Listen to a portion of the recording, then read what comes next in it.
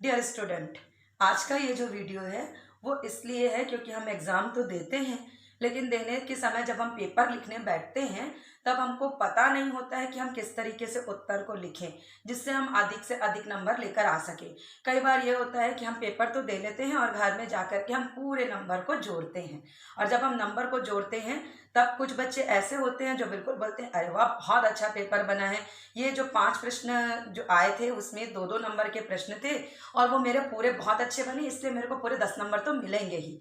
लेकिन जब रिजल्ट आता है तो कई बार ये होता है कि हमको वो पूरे 10 नंबर नहीं मिलते हैं। क्यों नहीं मिलते हैं? अब इसका कारण तो हम जानेंगे क्यों नहीं मिलते हैं।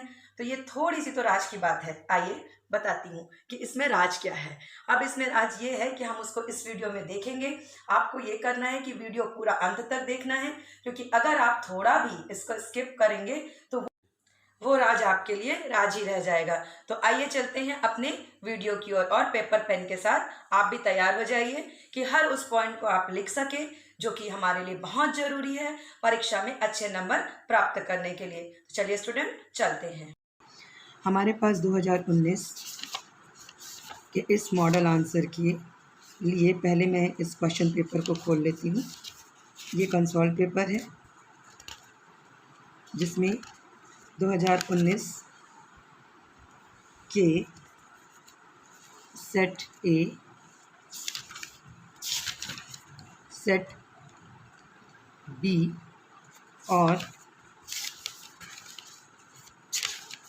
सेट सी तीनों ही हमारे पास एक साथ यहाँ पर उपलब्ध हैं। तो मैं इसमें से सेट बी के बारे में बात कर रही हूँ क्योंकि इसका मॉडल आंसर हमारे पास यहाँ पर है अभी। तो इसके आधार पर मैं आपको बताऊँगी कि हम किस तरीके से एक क्वेश्चन के आंसर को लिखें, हमें पूरा नंबर उसमें मिल सके। सबसे अच्छी बात यह है कि जब हम शिक्षक आपकी कॉपियाँ चेक करने बैठते हैं तो हमें इस तरीके का एक मॉडल आंसर दिया जाता है। यह मॉडल आंसर जो होता है वह यह बताता है कि हमें किस तरीके से एक बच्चे को नंबर देना है। तो आज मैं यह तरीका आपके सामने शेयर करने जा रही हूँ। आइए देखते हैं।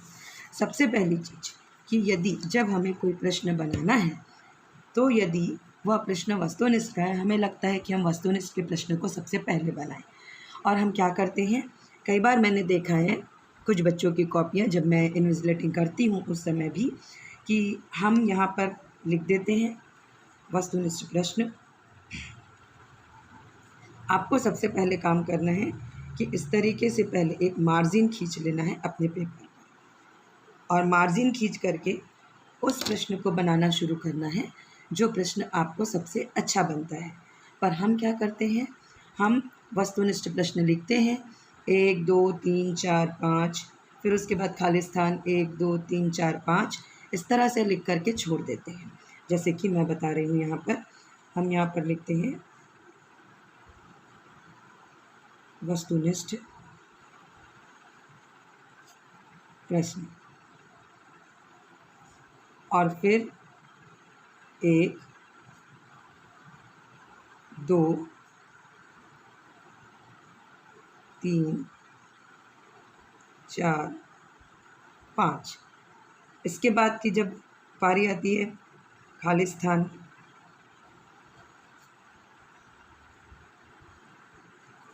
1 2 3 4 और 5, और फिर सत्यासत्य।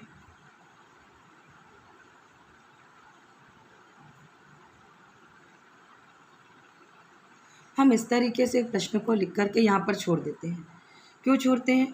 हमें लगता है कि जब जब हम यहाँ पर बात करेंगे कि जैसे ही हमको कुछ चीज़ें समझ में आएंगी, याद आएगा, तो हम इसके उत्तर को तुरंत लिख लेंगे। और अब वो सही है कि नहीं है इस चीज़ के बारे में हमको कोई जानकारी होती नहीं है, क्योंकि हमें यदि पता हो कि उसका सही आंसर क्या है तो हम तो वहाँ पर तुरंत भी लिख सकते हैं। लेकिन हम उस समय का शायद वेट करते हैं, क्योंकि मैं भी यदि विद्यार्थी होती तो मैं उस समय के हिसाब से सोच रही हूँ कि हम उस समय का वेट करते हैं जिस समय हमको कहीं से इसका आंसर या तो कुछ देर में याद आ जाए या हमको कहीं से पता चल जाए कि इसका उत्तर क्या होगा और हम तब इसको लिख लें। लेकिन इससे क्या होता है, यदि हम इस तरीके से लिखते हैं तो ये आंसर यदि सही है तब तो अच्छी बात हुई, गलत है तो ये पहले ही पेज पर हमारे साथ इस तरीके से जो उत्तर है वो गलत वाला सामने आता है, तो हमें यह काम नहीं करना है। सबसे पहले काम हमें वह करना है कि हमें उस प्रश्न के उत्तर को लिखना है जो हमें सबसे अच्छे से आता है, चाहे वो दीर्घोत्तरी में हो चाहे वो लघु उत्तरी में हो। तो जैसे कि मैंने बताया कि अभी मैं यहाँ पर सेट बी के बारे में बात करने जा रही हूँ।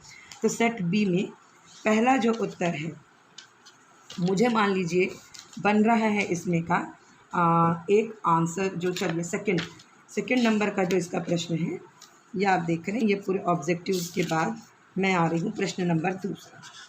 ये जो आप प्रश्न नंबर दूसरा देख रहे हैं, यदि x+3 अनुपात 27 समानुपात 1:3 हो तो x का मान ज्ञात कीजिए। यह जो 2 नंबर पर प्रश्न है, यह 2 नंबर पर जो प्रश्न है उसमें 2 नंबर है। तो मैं इस प्रश्न को सबसे पहले बनाना शुरू करती हूँ।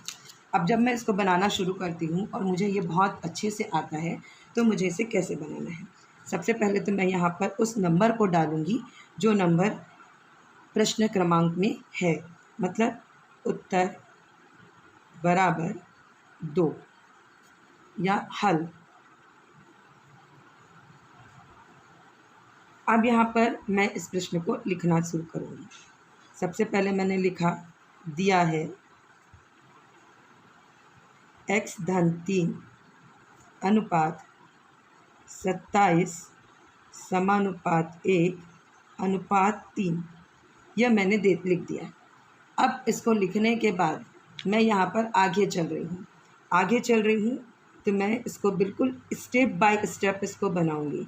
इसका मतलब होता है x-3 बटे 27 बराबर 1/3। फिर मैंने तीसरी लाइन पर लिखा, इसको यहाँ पर पक्षांतर कर रहे हैं हम, तो 3x-3 बराबर 27 गुणा 1।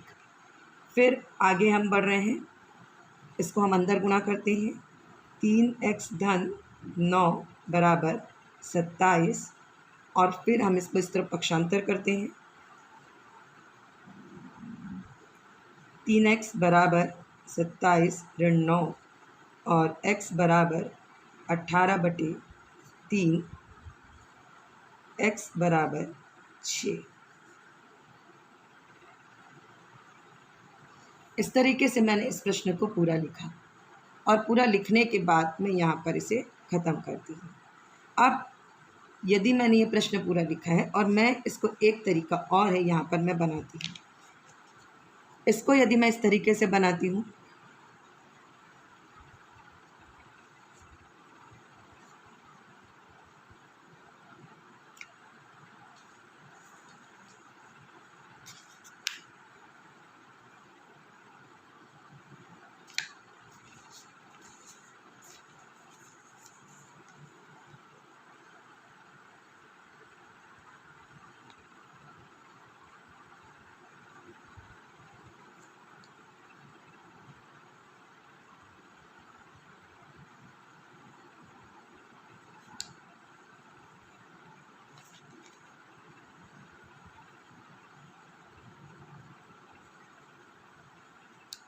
ये मैं यहाँ पर आपको दोनों तरीका दिखा रही हूँ।